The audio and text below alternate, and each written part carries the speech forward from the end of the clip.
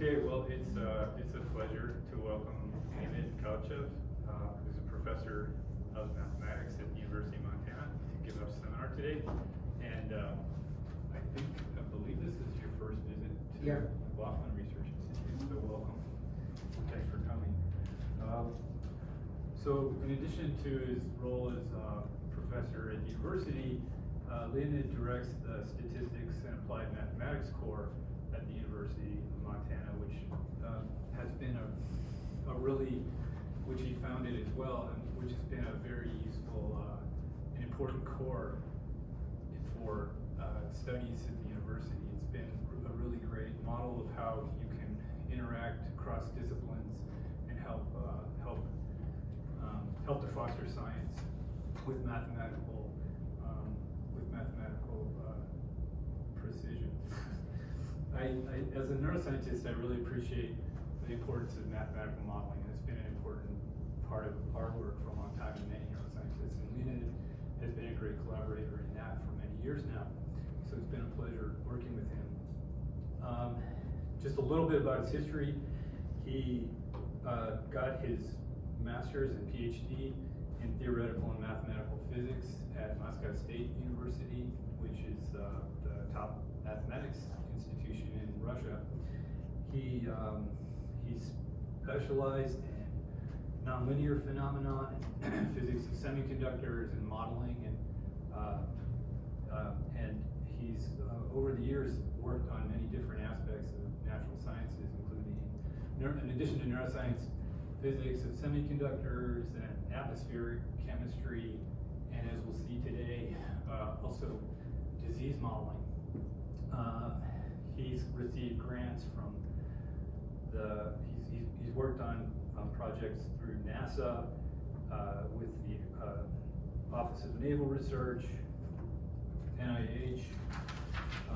He's currently a co-investigator on the University of Montana's Center grant through the NIH for the Center of Population Health Research. He is also been working with us more recently on developing techniques to use machine learning to identify targets and genes that are involved in diseases and neurological diseases like Alzheimer's disease. So today he's going to talk to us about some of his modeling on the pandemic and what's going on in the pandemic. And I think it's an interesting example of the fact that lots of times as scientists we sort of have assumptions about how our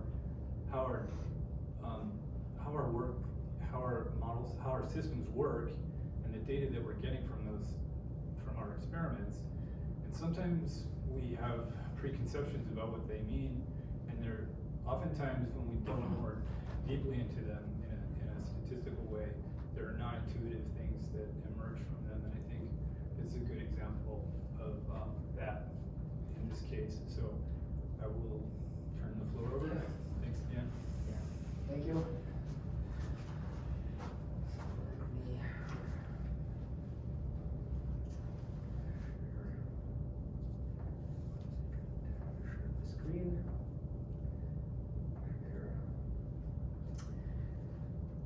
So, I would like to talk a lot today about controversies related to modeling of SARS and overall modeling in epidemiology.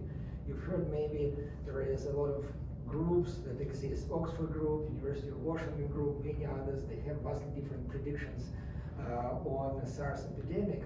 But I want to specifically explain where many of the terminology, where the terms come from, what they mean. There will be some equations, you don't need to pay much attention, I will explain what's important. I included equations here for a very specific reason. I also prepared PDF version of the slides, so even those who are not, for example, here today, but maybe will be watching, they want to see the slides and want to go deeper into mathematics of it, they can. But I will explain what is important, what is not important. It's a joint work with Eric Langworth and John Graham of the University of Montana, also from this big public health grant. And I want to begin. Okay. No, I will just use this. will begin. This is the topics not important. I will begin with the simple, everyone heard about it. Maybe if you took any kind of mass biology course, I am sure you were taught susceptible, infected, recovered models. And the big thing here is that many of the definitions that are now used, or many terms used in the media, like basic disease reproduction number, like R0, I want to explain where it comes from, and that the basic classical models that were used and looked at favorably for many years, because not many data available for other diseases like flu, it all now has to be rethought in view of the COVID-19 pandemic. So very briefly, we look at the population of whatever region where we want to model spread of the infectious disease as divided into several compartments. And we can have like susceptible, no, actually, I can show, let me try to go there. Yeah, we have a susceptible, infected, and recovered. These names tell for themselves what they mean. Those that have not yet had disease, the ones who go around infect everyone else, and these are recovered. And we have the coefficients, rate constants.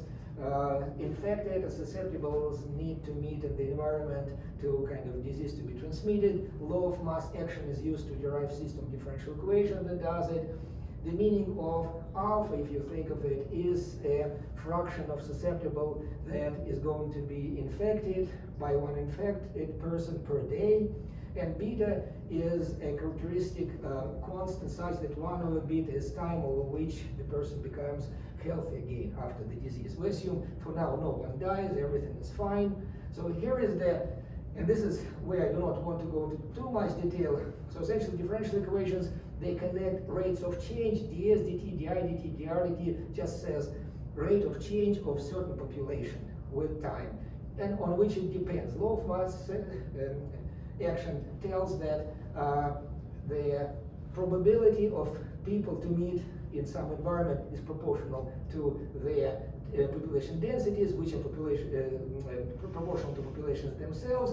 And here is the system that is very well known. You probably have seen it many times before, that describes this dynamic process. So this is not important, but what is important is that if you add these equations together, integrate them, you get conservation of population on the condition that no one dies. No deaths, no births. This is like very, idealistic situation, but I want to talk about it to clarify, as I say, ideas and terminology. So because the recovered essentially can be obtained from the total population minus susceptible minus infected, we end up with analyzing system of two differential equations.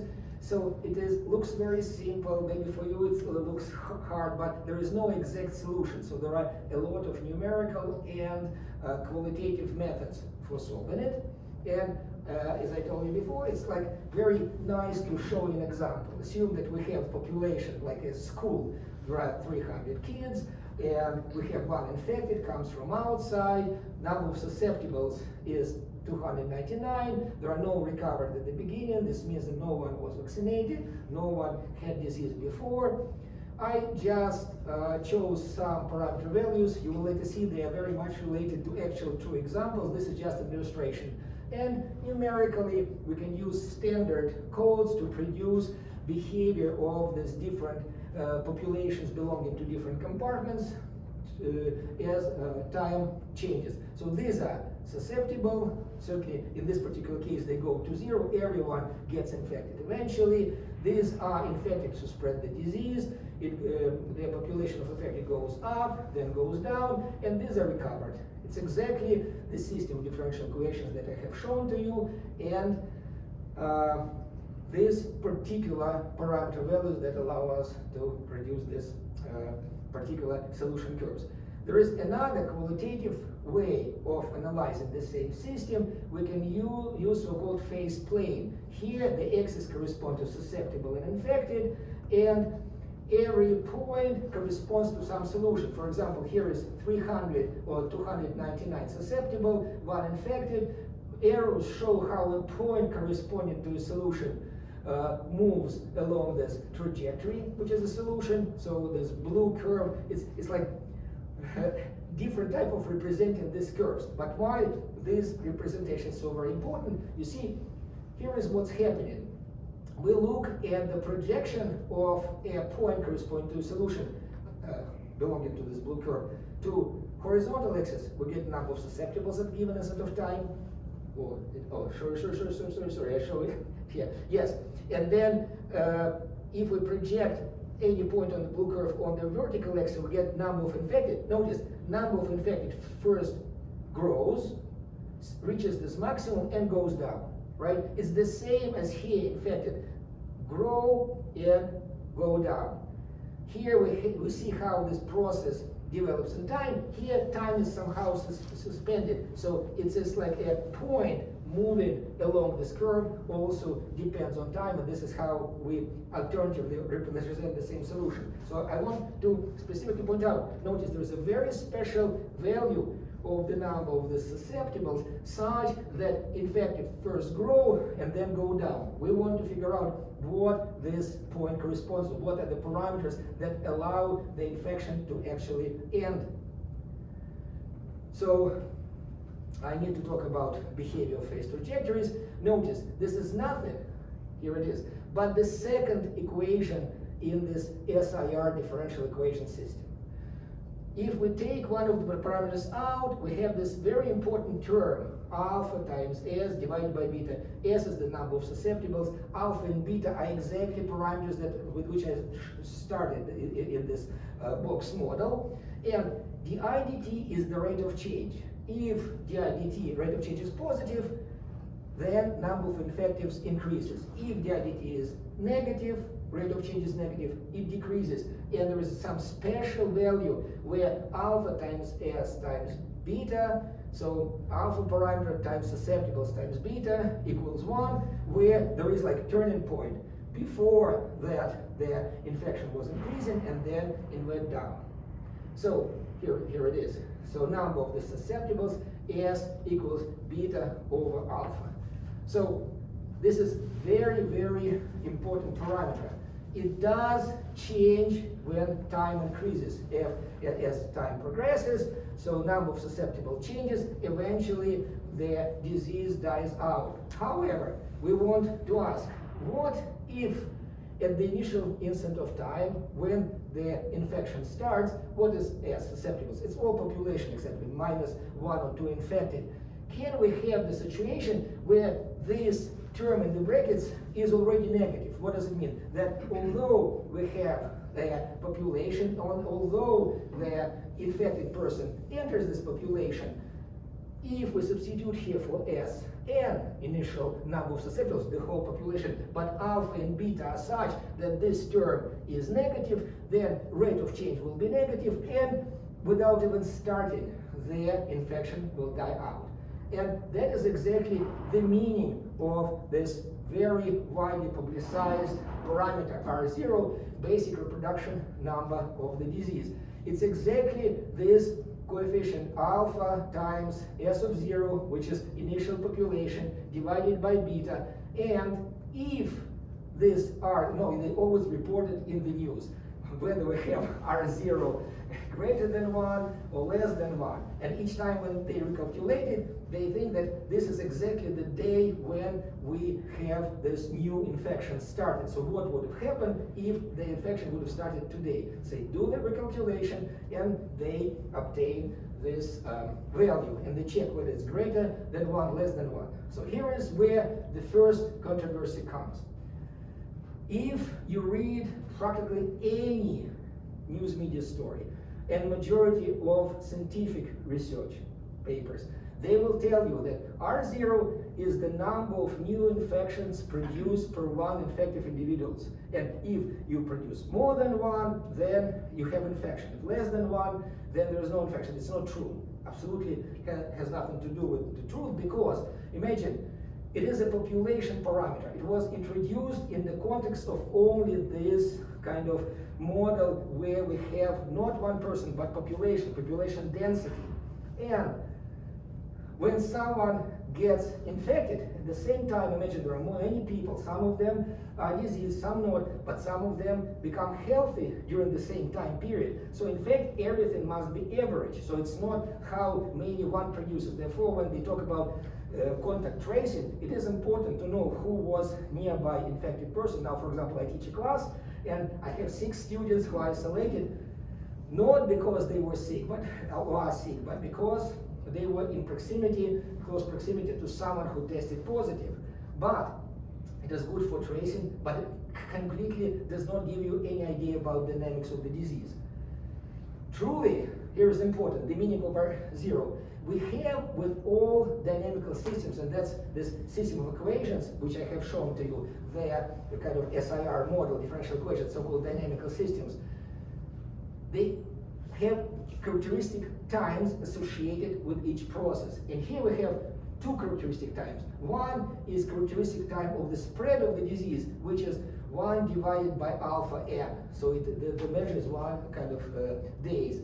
And then time of recovery. And it turns out that R0 is not the number of kind of infectives produced per currently infected. It is just a ratio of these characteristic times. And while we can, by the way, in this particular case, if this is our model formulation, we cannot affect beta too much. You see, for each disease, there is some characteristic time of recovery, but we can affect alpha, right? So, for example, if you lock everyone down, so people will not communicate that much, alpha will go down, and so forth. So the time of spread will be less, and you can actually figure out what's going to happen next. So if alpha is smaller, 1 second, it should be, yes, smaller, larger. Anyway, so by changing alpha, you can affect the change in R0, so it eventually becomes less than 1 for any kind of infection spread. Now, here is important formula why this R0 is so very important. If you know R0, you can estimate the fraction of the population that has to be immunized to avoid the epidemic.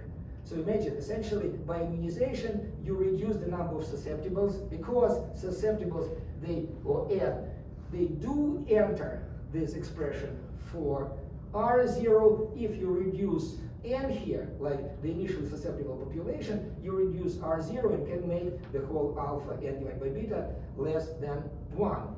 I'm not going to derive it here, I just want to tell you that they are all related, and this is included in all the classical books.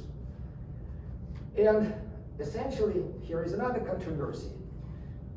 This R0 was only introduced in the context of the dynamic systems. You need to have large populations. Now there are a lot of papers that say, well, we are doing some statistical techniques, following every person, finding what R0 is, and it must be greater or less than 1, not understanding that they're actually estimating completely different R0. So first of all, first controversy, there is gazillion of definitions of R0. This is the authentic one, which everyone, you see, it's kind of very straightforward. If you know alpha, n, and beta, you can compute it. How can you get alpha, n, and beta? You need to have the data, fit your model to the data, get the result. All the other methods, they give you something, but whether this is related to disease spread or not is not clear. In fact, no one has shown that this is the case. If you do the tracing, there are many indeed methods, they're all in the literature, but everyone claims it's the same R0, it is not. And I just wanted to show you how we can estimate this R0 for the simplest classical case. You have probably seen it if you took any math biology or math epidemics course, epidemiology, during the past 30 years. Here is the classical influenza example in boarding school in England. So it was published, the data, in British Medical Journal on March 4th, 1978. It is now written in stone in dozens, literally dozens of textbooks. So it's not even a research result anymore. It's like a study result. But It turns out that everyone was looking at it for 40 years and has never seen that it was treated wrongfully in all these textbooks before COVID came. Because when you just teach the students, I can tell you, we taught the students this example ourselves, and we took classical books and went like one step at a time through the computations and showed the result. I will show you the classical result, and then I will explain why COVID forced us to completely rethink how we treat this problem. So, data set. A total of 600, here is the 763 boys between ages 10 and 18 were at risk, all except 30 were full boarders, 113 boys in junior house, the rest 10 houses of about 60 boys each. Why I'm reading this? Because, see, this is how the data was presented. They were not professionals, they just recorded and collected the data. And the boys returned to school from all over Britain after Christmas break on January 10th. And first one boy who returned from Hong Kong got sick, and then the outbreak of the disease was recorded. It was H1N1 flu virus, and this is absolutely classical. Everywhere you can find this data set. So they recorded two things: confined to bed and convalescent. Obviously, confined to bed are still sick, they are infected, right? And the idea was as follows, and this is written everywhere. They identified confined to bed as infected in this SIR model. They said, well, convalescent, they're probably semi-recovered, we do not care about them. And one can easily do this like feet. You have alpha and beta parameters. So alpha is 1 per day per person, beta is 1 per day. This type of graphs, I'm not going to go into all these details. There are optimization software packages. This can be all done very nicely. The predictions can be done, 95% prediction band, and you can predict the susceptible, recovered. Notice they are not at all present in the data. In the data, we have only one confined to bed data set, right? So notice there are 3 compartments. We kind of have one, and still the model allows us to restore everything. And we can estimate the basic reproduction number of the disease, which turns out to be 377. We actually from there, using this formula, can estimate which percentage of the boys should have been vaccinated to avoid epidemics at that particular school for that particular disease. Okay? But, and here is exactly where the problem started. When COVID came, everyone started like simple-mindedly, so this is our classical thing. All the CDC, every person who works now at CDC went through this example. Everyone in Oxford group, this is British model, went through this example. Everyone in Washington, University of Washington, because actually Oxford group, the professor was hired, Jim Murray, and he taught everyone there to apply SIR. But what is the difference between COVID and flu, for example? Flu, you know, yes, 6 years old with kind of heart cases went to the hospitals, they were checked, but majority of people who had flu, they were not isolated, they could have stayed home, could have gone to school. I teach this big class of 200, and usually half of the class in the middle of fall semester was sneezing, coughing, no one was wearing masks and so forth. So everyone was indeed roaming around. This was not the case for COVID. In COVID, as soon as symptoms appeared, either people were isolated or self-isolated and or quarantined. But notice, SIR even does not have this compartment at all. So it's susceptible, infected, recovered. So everyone who is infected was assumed to be a spreader of the disease. And then the question is the following. So, by the way, the people who collected the data, they never thought about modeling. They collected what was convenient for them. They might as well, it was as easy to record new cases. It turns out it would have been better. Or like newly recovered, it would have been better. For some reason, they recorded exactly the data that is not present at all in the SIR model. So, therefore, a different model should have been proposed that includes this extra compartment. So this is exactly the role of COVID. It was not there, it should have been kind of invented because everyone was teaching literally for like tens of years the same thing over and over, and no one saw that there is a controversy. And there is. So let us introduce one more model. By the way, the meaning of parameters changes now. Alpha is the same, so how susceptible kind of are transferred to the infected compartment, but beta now is not the recovery time, related to recovery time anymore, 1 over beta. It is the time between the first symptoms and quarantine, between kind of when people got sick and got isolated. And then gamma now is exactly the recovery time. So why even now no one likes to use this model? Because mathematically, if you add these two compartments, they're quarantined and recovered, these are now removed. They do not take part in the propagation of the infection. Mathematically, it will be absolutely the same SIR model, where R stands not for recovered, but removed. However, it turns out that the model could be correct, the data could be correct, but when there is misalignment, misassignment of the data, you get completely different results. So once again, this meaning of alpha and beta changes. By the way, formula for estimating R0 will be absolutely the same, but predictions for different compartments will be different. And what is now important and interesting, which was completely absent in the SIR model, now alpha and beta are both dependent on people's behavior. Alpha on behavior kind of before they got sick. For example, do they wear masks, do they kind of stay home, or do they go somewhere? And beta is now also behavior dependent. It's how fast someone gets isolated as soon as their first symptoms arrive. Now, we may skip this, the same kind of, you have in blue extra equations. So there were 3, now 4. There is still in the presence or absence of births and deaths. We have a conservation of people. We have 3 kind of equations. We need to feed now 3 parameters, alpha, beta, and gamma. And I take absolutely the same data set, but now new approach. We use, and there are many ways that this could be played, and that is another tricky thing. There are literally now hundreds of papers where they feed SIR to data in different areas for different states, different countries, different kind of universities, and so forth.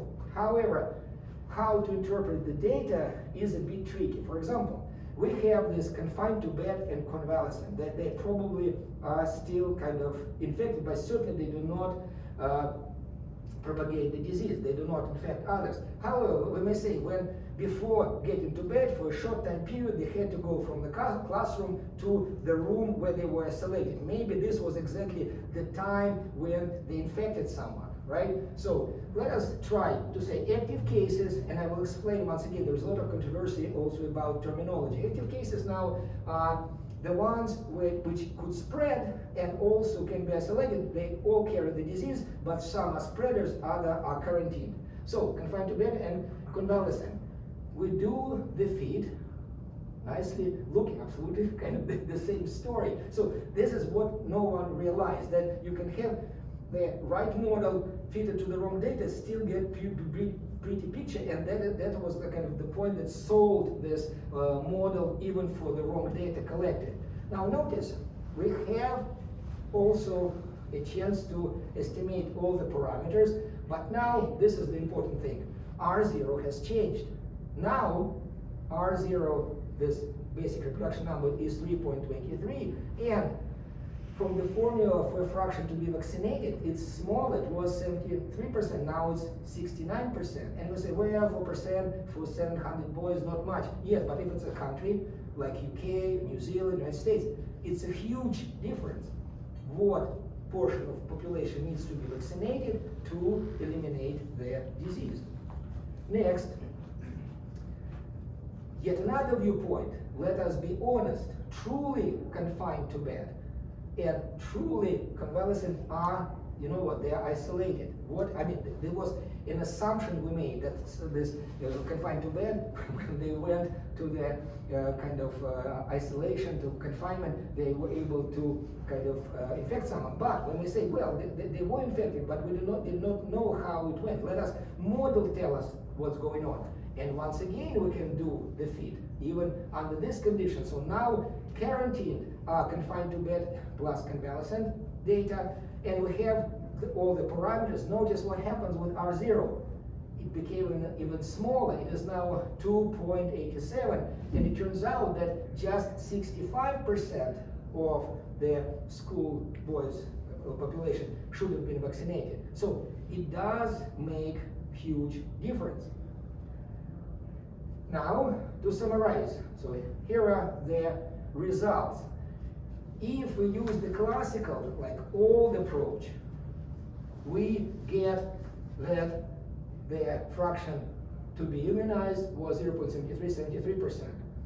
If we use a new, more appropriate model, why more appropriate? Because absolutely, obviously, there are people quarantined, and in SIR, there are none. I mean, we can still do susceptible infected removed. Yes, then implicitly, this quarantine will be inside. That's why R0 kind of may still be kind of used. But see, the problem with this data, that the boarding school data couldn't have allowed us to feed any SIR model, whether removed or recovered, because they need this kind of special, that they only recorded quarantined, essentially.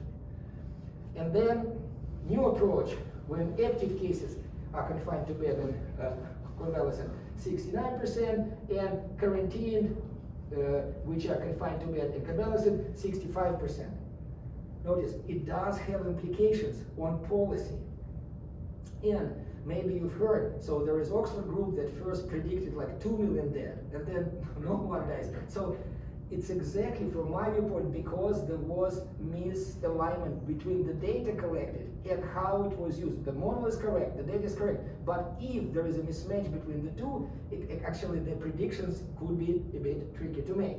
So here is what we say to do. First of all, we need to clarify the terminology. These are the models that are out there, and sometimes there is complete kind of mix-up of who calls which type of populations what. For example, this is the classical: susceptible, infected, recovered. No quarantine at all. Then you can have another one, SIR, and by the way, we found only one author who actually tries to model COVID with that, because usually if you look at the media kind of reports, they either report new cases, very rarely active cases, and almost never recovered.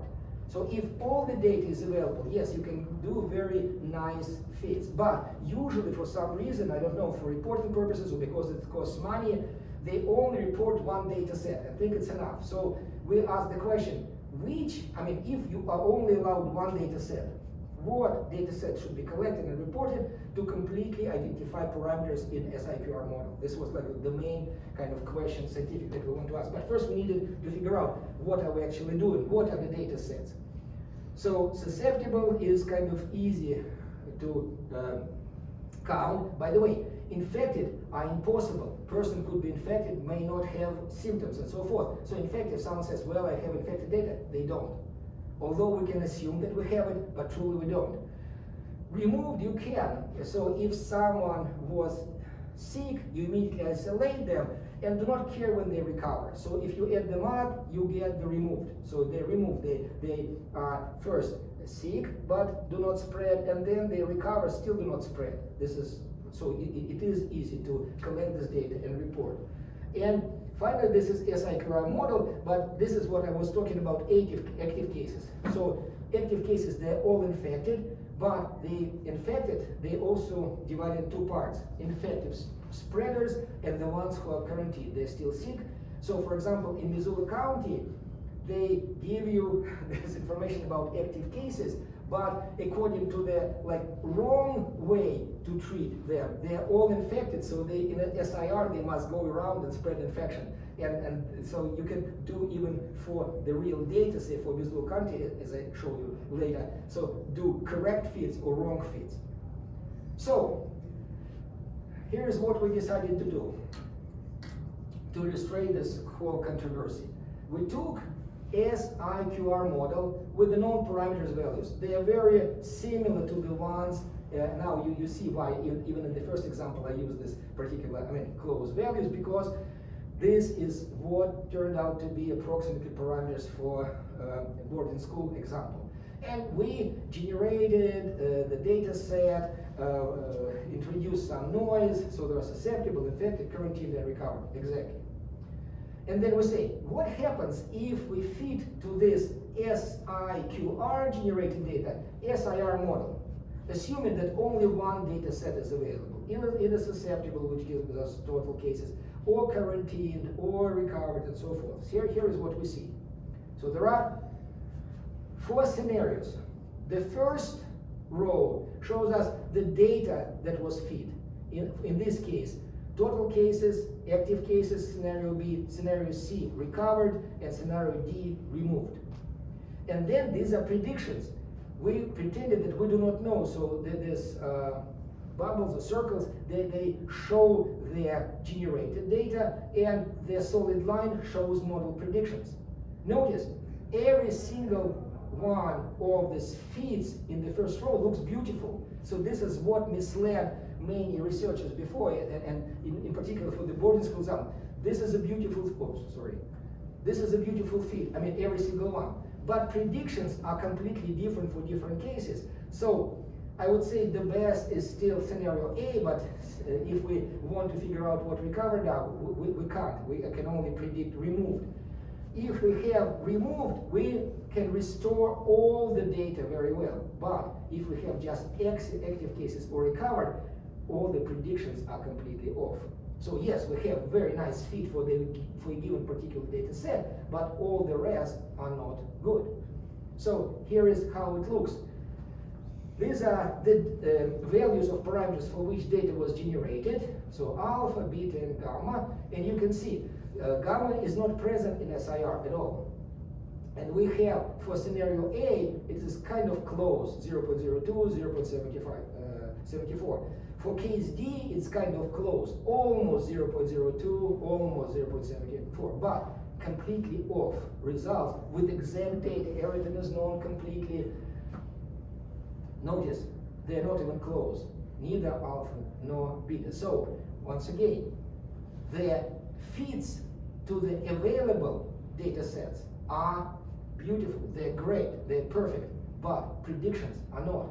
And if people only see these figures that are shown in the first row, they have no clue, and they do not have the real data, they have no clue that everything else does not work. Next, this is very short. I just want to say that certainly we decided to feed SIQR model to data produced, simulated by SIQR, and it turns out also very interesting.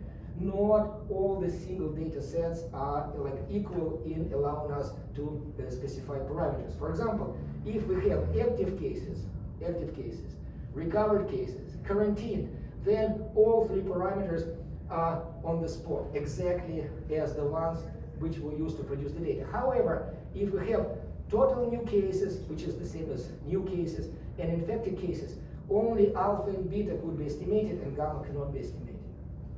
So, and these are the characteristic figures. For example, this is for when we have total new cases, very nice feed, good predictions for susceptible infected, but we cannot get recovered. Gamma is not known. And here, if we have active cases, very good feed to data and very good predictions compared to the simulated data.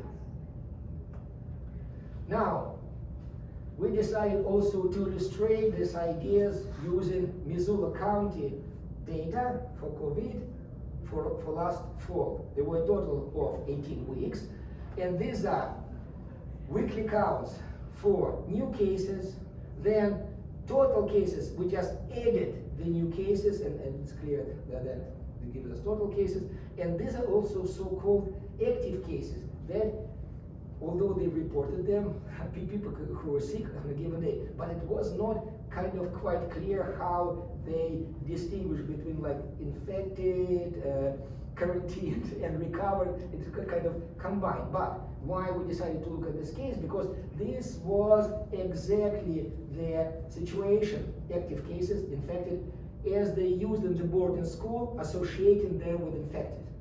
See, active means infected, infected means infection spreader, and they got some results. Let me show you what we got. So here are 3 scenarios. One is when we fitted total cases, this new cases, nice fit, and by the way, pretty good prediction of what has happened. But notice, what does it mean that the new cases are reported? This means that they immediately have symptoms and are isolated or self-isolated. We decided to double check. What if we say that the ones who are reported in the media, usually it's 1-day delay or 2-day delays, and many of this data was taken just from KPAX-8, the TV station, and then we cross-validated with the Missoula Health Department. Absolutely the same data reported. We say, you know what?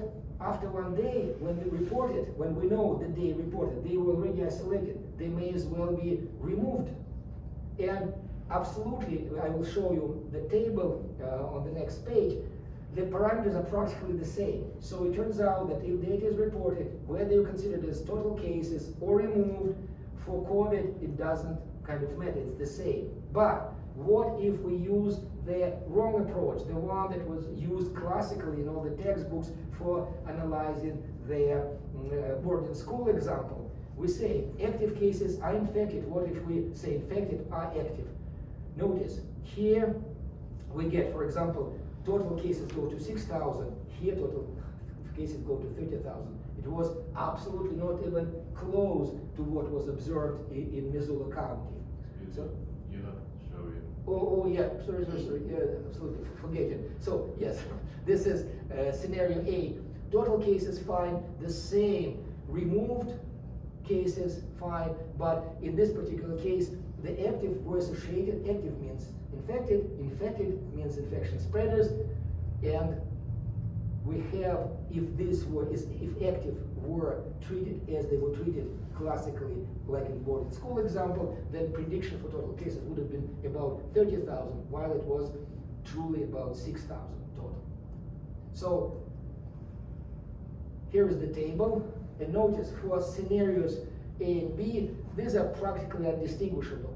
This is alpha and beta, and the model that was fit certainly SIR, where R is removed. With this data, as I have shown you with artificial data, we are not able to restore gamma, unfortunately. They did not give us the right data, so the data they collected will only allow us to identify alpha and beta. But this is completely different, and here are the values of R in all 3 cases. The basic disease reproduction number, 1.03, 1.03, 115. Important implication. By the way, I don't know whether it would have worked or not.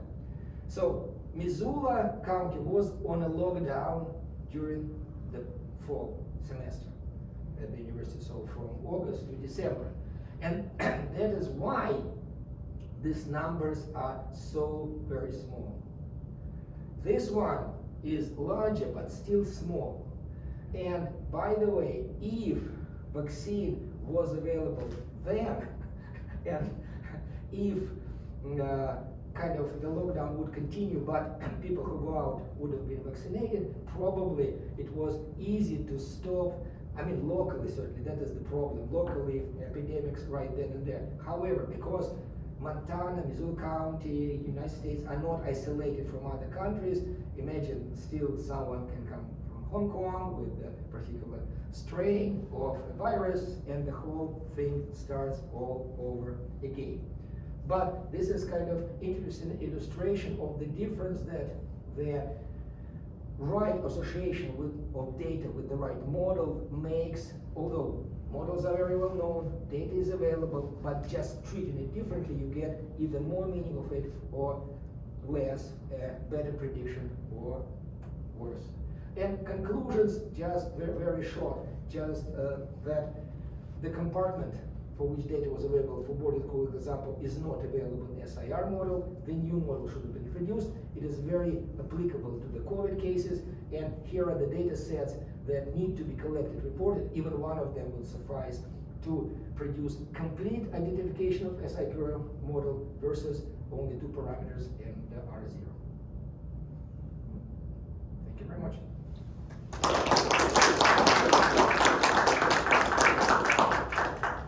Yes?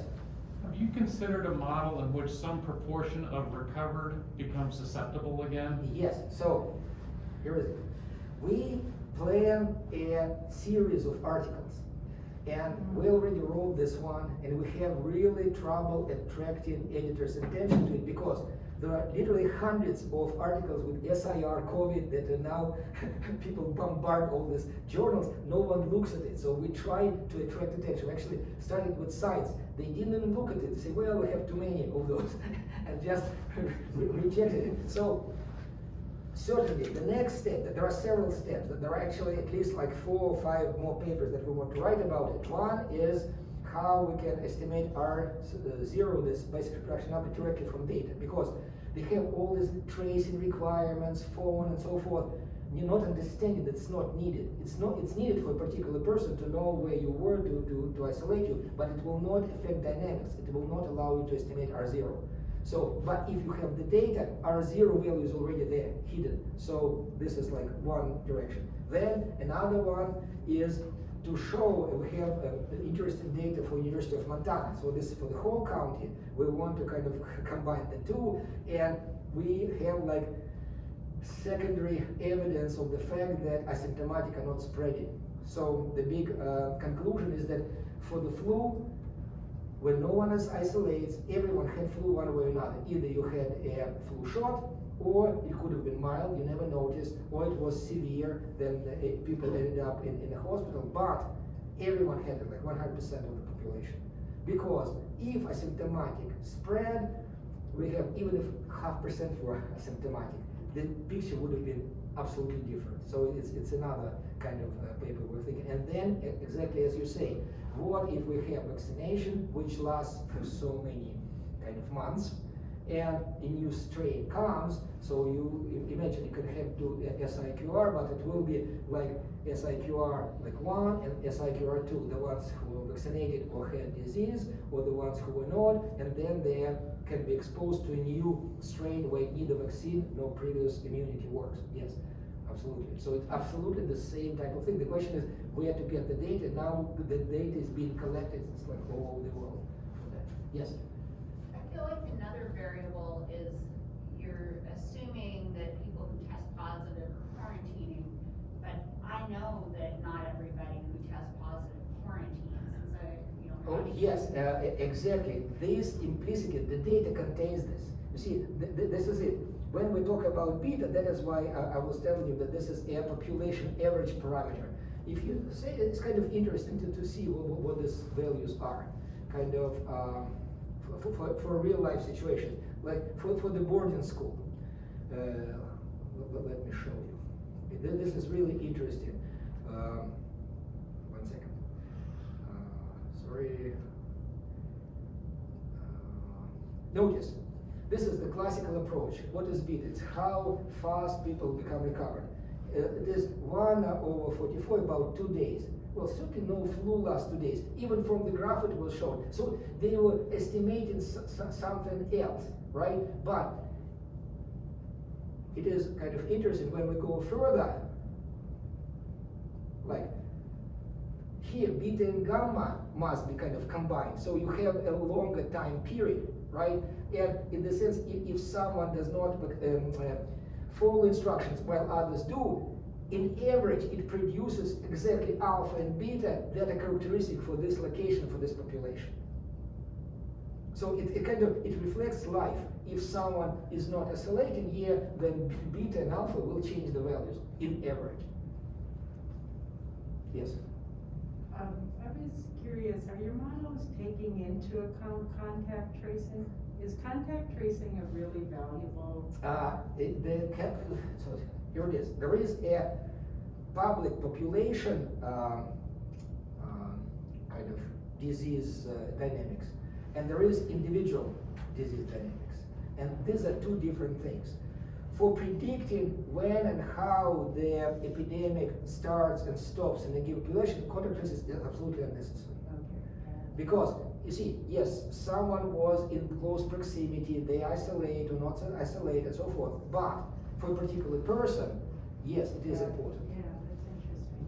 So there are two levels of model. You can do it, and this is absolutely legitimate if people kind of have to protect this particular like class, right? Someone got sick, let us isolate those who were in close proximity within like 6 feet, right? Great, but it will not at all affect the dynamics for the whole university or for the county.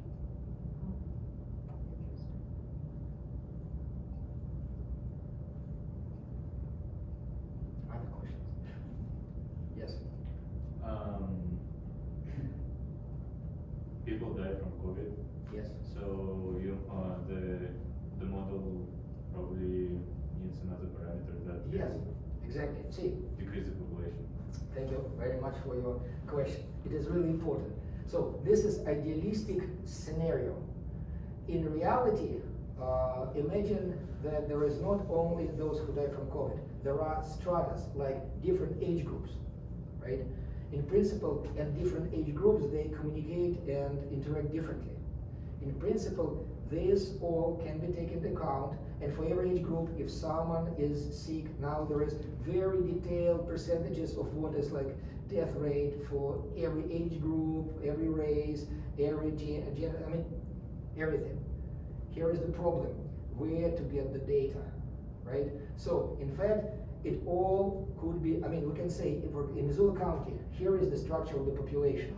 This gives you general numbers, then you multiply it by percentages in population, like how many 60-year-olds and more, and then multiply it by death rate, essentially, right? And then you get the estimate of how many will be hospitalized, how many will die.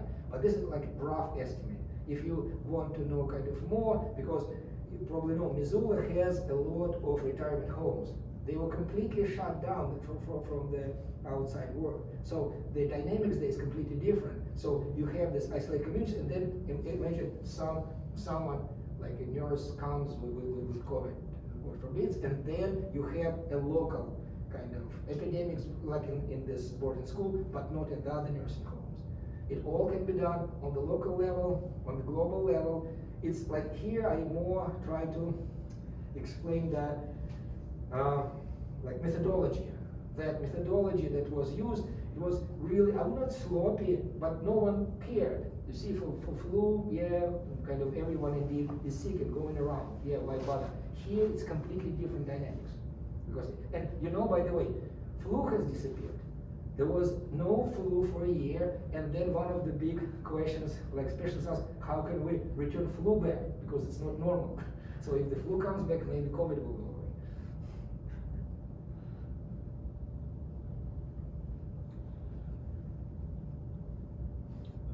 Yes. So is there a way to explicitly estimate the infectivity of the asymptomatic population based on the model? Only using this model implicitly, because imagine what is the difference between asymptomatic spreader and asymptomatic non-spreader. You have no clue. They're undistinguishable. That's why they're asymptomatic, right? And therefore, this is what we did. We feed the population of University of Montana with actual data to this SIQR model. And then it was like beautiful feed, I mean, everything nice. And then we said, what if like 0.5%, 1%, 2% were asymptomatic? What does it mean? This means they're not quarantined.